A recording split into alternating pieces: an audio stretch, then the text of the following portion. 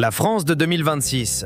Une puissance nucléaire indépendante, membre permanent du Conseil de sécurité de l'ONU, la troisième armée d'Europe. Mais comment la France est-elle devenue cette puissance militaire que le monde respecte aujourd'hui? La réponse tient en un seul mot, la guerre.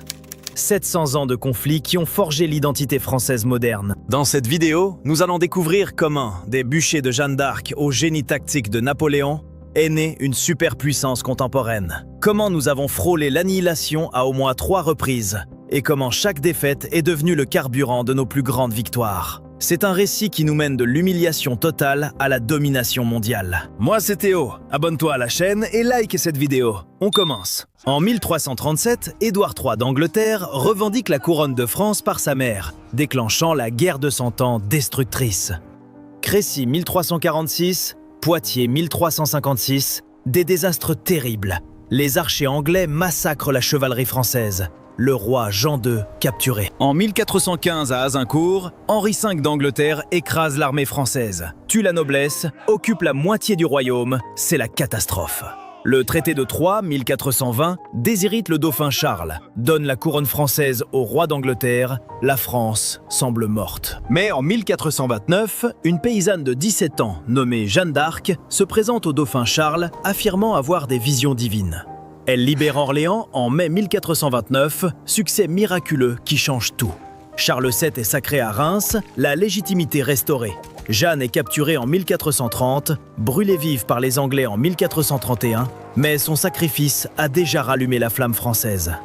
En 1453, les Anglais sont définitivement chassés de France. La guerre de 100 ans se termine par une triomphe français total.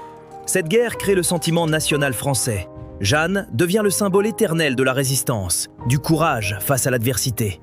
Louis XIV monte sur le trône en 1643, règne 72 ans, transforme la France en superpuissance militaire et culturelle absolue. Il mène 4 grandes guerres pour étendre les frontières, annexe l'Alsace, la Franche-Comté, la Flandre, crée les frontières modernes. Turenne et Condé écrasent toutes les coalitions européennes. Même contre 8 pays, la France résiste, ne perd pas un territoire. Le français devient la langue de la diplomatie européenne. Versailles, le modèle imité partout. La France domine culturellement totalement. La guerre de succession d'Espagne, 1701 à 1714, est dure, 13 ans. Mais Villars sauve la France à Denain, 1712, paix honorable. Le petit-fils de Louis XIV devient roi d'Espagne, Philippe V. La dynastie Bourbon règne à Madrid, victoire stratégique majeure. Pour les Français, le grand siècle reste le symbole de la grandeur, de la capacité à dominer l'Europe par les armes. Mais c'est Napoléon Bonaparte qui porte la gloire militaire française à son apogée absolu, jamais égalé dans toute l'histoire. En 1799, il prend le pouvoir par coup d'État, devient premier consul, puis empereur en 1804, réorganise complètement la France. Il crée le Code civil, qui régit encore aujourd'hui le droit français et européen, le système métrique, l'État moderne centralisé. Mais c'est sur les champs de bataille que Napoléon devient immortel, le plus grand génie militaire de tous les temps. Le 2 décembre 1805, à Austerlitz, Napoléon réalise son chef-d'œuvre tactique absolu contre les Russes et les Autrichiens coalisés. Avec 73 000 hommes, il affronte 85 000 ennemis, simule une faiblesse, attire l'adversaire dans un piège mortel parfaitement calculé. Les Alliés attaquent son flanc droit affaibli. Napoléon brise leur centre avec Soult, coupe l'armée en 2 parties distinctes. 20 000 morts ou blessés ennemis, 15 000 prisonniers, l'armée austro-russe détruite. Austerlitz reste le symbole de la perfection tactique. Le 14 octobre 1806 à Iéna, Napoléon anéantit l'armée prussienne en quelques heures seulement. Berlin tombe, la Prusse capitule. En 1807, à Friedland, il détruit l'armée russe, force le tsar Alexandre à signer la paix humiliante de Tilsit. À Tilsit, sur un radeau sur le Niémen, Napoléon et Alexandre se partagent l'Europe. La France domine du Portugal à la Pologne. En 1809, à Wagram, il écrase encore l'Autriche. Bataille géante avec 300 000 hommes, la plus grande de l'histoire alors. L'Empire français atteint son apogée. 130 départements, 70 millions d'habitants. De Hambourg à Rome, de Madrid à Varsovie, conquis. Napoléon place ses frères sur les trônes d'Espagne, de Naples, de Hollande, de Westphalie. Crée une dynastie européenne puissante. Le Code Napoléon s'applique partout. Abolition du féodalisme, modernisation totale de l'Europe continentale, héritage durable immense. La Grande Armée est la machine militaire la plus efficace jamais créée. Discipline parfaite, mobilité foudroyante, tactique géniale. Les maréchaux napoléoniens, Ney, Lannes, Masséna, Davout, issus du peuple, deviennent des légendes.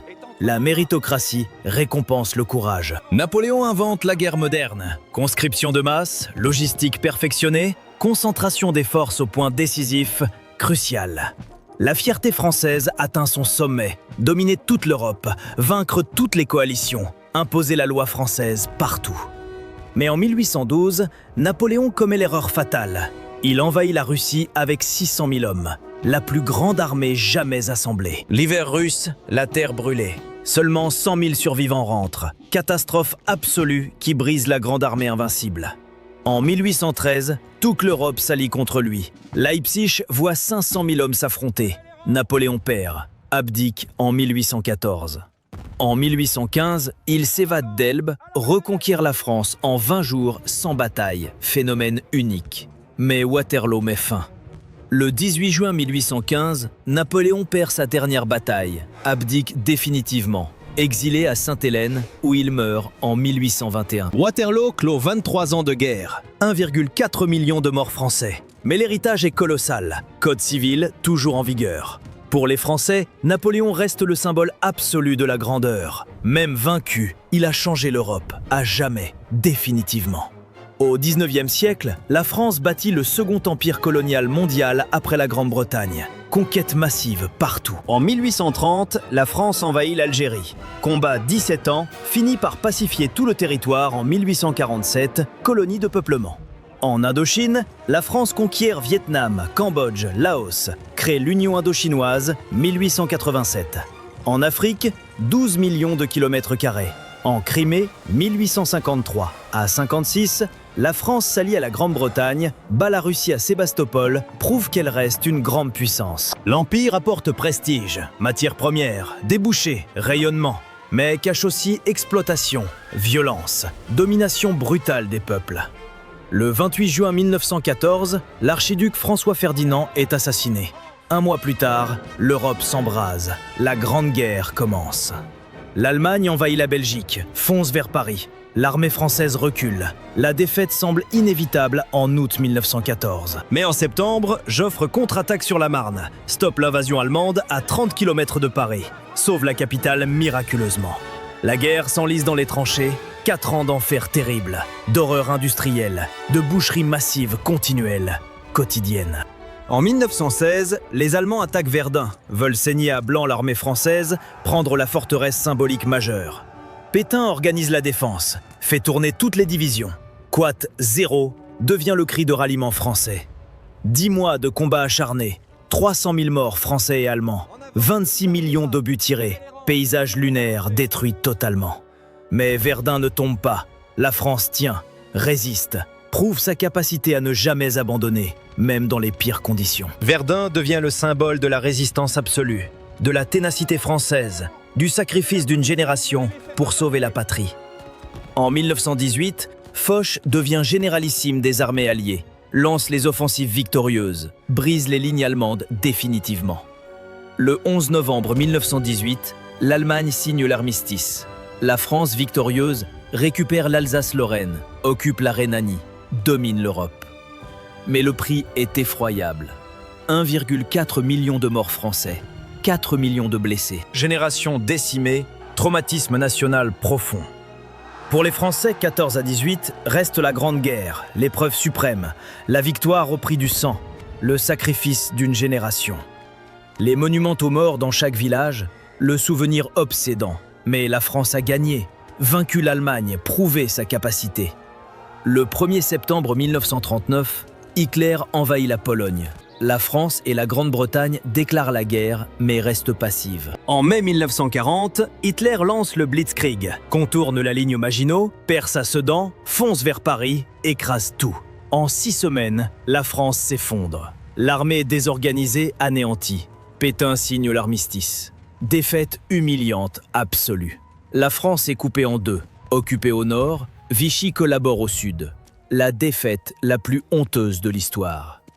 Mais le 18 juin 1940, à Londres, le général de Gaulle lance son appel historique à la résistance à la BBC. De Gaulle refuse l'armistice, continue le combat, crée la France libre, maintient la France dans le camp allié coûte que coûte.